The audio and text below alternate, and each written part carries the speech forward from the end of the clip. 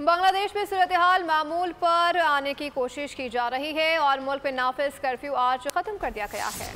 Mobile phone और internet services भी बहाल कर दी गई हैं।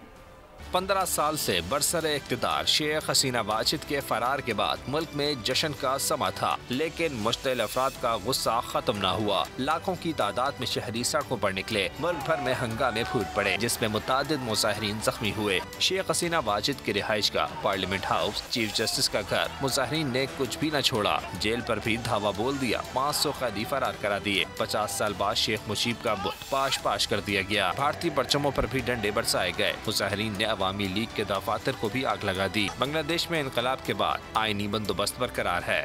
सदर मुमलिकत ने अपोजिशन रहनुमा खालिदा जिया की रिहाई का हुक्म दे दिया। बांग्लादेशी सदर ने तमाम गिरफ्तार मुजाहिरीन को भी रिहा करने का हुक्म दे दिया। बांग्लादेश में मुजाहिरों में 11,000 से ज्यादा मुजाहिरीन गिरफ्तार हुए थे। सब्सक्राइब करें और बेल दबाएं ताकि कोई खबर रह न जाए।